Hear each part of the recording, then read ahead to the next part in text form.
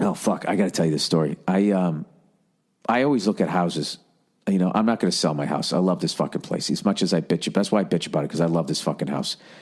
And I'm going to continue to fucking repair it. And I'm going to do the fucking homeowner 360. And when I have the whole thing fixed, I'm going to start over again on the first job, because now it's going to be fucked up. Whatever I repaired at that point will then be fucked up. So anyways, there was this house for sale. And I went to go see it, and it basically had everything that you could ever want. Right? It was a beautiful house. You know, from the outside, it was a beautiful house. It had a fucking pool. It had a garage detached from the house with a room above it, which to me is like, oh, there you go. I got the kid. I got the house I got the garage with the fucking room above it. I put my drums up there, turn it into a drum room / podcast room. There you go. That is my fucking dream. So I go over to go look at this fucking place, right? Knowing full well I'm not going to fucking buy it. Because I can tell at this point, having bought a fucking house that needed all the work it does, but as I'm driving up to it, I can already see the fucking windows need to be replaced and it needs a new roof. Even though they told me, you know, we checked out the roof there. We had some inspectors. They said it's fine. Oh, yeah? Is that what they said? Why are all these water stains all over the side of the fucking house? What's that about? I like how the windows don't fucking they're not flush.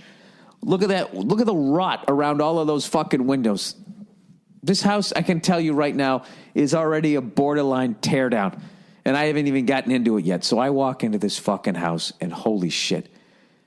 Holy fucking shit, dude. I took a tour of this house. There was 3 separate times that I thought I was going to get murdered. All right? First of all, we go to look at the room above the garage first, and there's just this moss growing on the side of the house, which I don't know if it was mold or if it was moss. It was fucking green. And the guy trying to sell it is, you know, he's doing his best, going, you know, it's a mother-in-law suite. You can fucking do this. You can do that. There's room to add a little more onto the garage. And I just point to I'm like, what is that? And he goes, yeah, well, you know, it definitely needs a little bit of work. And so I go into the house, and there's this random guy living there who isn't the owner, who has a ponytail. It's sparsely furnished. It was made in the 1920s, so it's already like creepy. You can already feel how many people have lived there and are now dead. And we just walk around the house. It got remodeled sometime in the 90s, yet it still had the fucking, Lon Chaney Jr. vibe of it from the 20s. And I go downstairs. It was like a basement, which they just don't have out here. And the guy's like, you can make this into a TV room. And there was all like these fucking files and film and all this shit down there. And I'm like, you know, that was the first time I was thinking about like Saw or the Blair Witch. And I'm like, all right, can we go back upstairs? So we go back upstairs. We go all the way upstairs. Then there was this random like teenage girl living there that was the daughter of the dude downstairs who lives there. But I don't know, it's not his house. And we look up there, and there's this stuffy fucking smell. And then as we go down to go to the master bedroom, they said, oh, the owner is just to let you know, the owner is there. He's in the house, which usually they fucking leave. There's all these people just there, and this fucking cat just sitting there looking at me. And I do the after you to go to the master bedroom, and he does the after you to me, and then I didn't want to be rude, so now I'm walking towards the master bedroom down this creepy fucking Transylvania hall with the guy Smiley real estate agent behind me, who, you know, I'm sitting there going like, he's regular looking, good looking guy. That was to make me feel safe. And now I'm fucked. And I'm walking towards this fucking door. And I open the fucking door. And I look in there, and I swear to God, there's this guy with like gray skin, totally fucking bald, like the landing strip, and then like, you know, like the little fucking Mr. Whipple fucking hair around the side that he sort of dyed at some point, but now it was like this gray. He was totally gray. You could see the veins on the side of his head like Clint Eastwood, but not like I wouldn't want to fight Clint Eastwood, more like, did this guy die and then come back? And he was sitting down, hunched down. I think he was typing on the side of his bed. The place was a mess, and he just sort of looked over at me and just went like, hey. He looked like the fucking dad in the Texas Chainsaw Massacre. And I was just like, what the fuck? So I went like, hey man, how are you? I sort of stepped around him, and then when I went to look into the bathroom, which I did for fucking 2 seconds, trying to feel the backside pressure, by the way. Like when a quarterback doesn't feel the rush, trying to feel that fucking axe that was about ready to go into my back.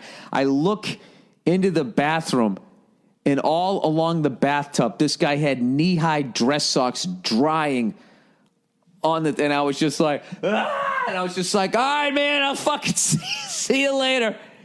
And you ever see that walk racing that was a big fad in the 70s? I did that right out of that fucking house. And I said to the real estate guy, I go, Jesus Christ, I can see why this has been on the market for so fucking long. How the fuck are you supposed to sell it when the goddamn creep keeper is creep keeper, the crypt keeper? I'm like verbally dyslexic. Forget about trying to read. Is sitting up there. I didn't dare look. When I was standing there and I said all this shit. I know those old houses, you can hear everything when you're outside. I was standing right underneath the fucking bedroom window, and I didn't dare look up there because I had a feeling he was going to be standing in the window staring at me, and I was going to have fucking nightmares. And I fucking left. I left. And I have this creepy fucking feeling that because I went into that house, I got exposed to something. And at some point today, my home phone, which I never use, so it never fucking rings, is going to ring, and I'm going to pick it up, and it's going to be that guy's voice going, 7 days.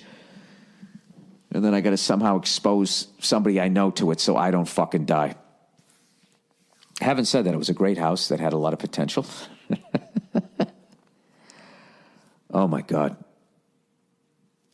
Jesus Christ, that house needed a giant fucking hug. Needed to get that guy out of it, and you needed to buy all the sage in the state of California and fucking set it on fire. And if one thing either happens, either it burns out all the spirits or it burns down the house and you start over again.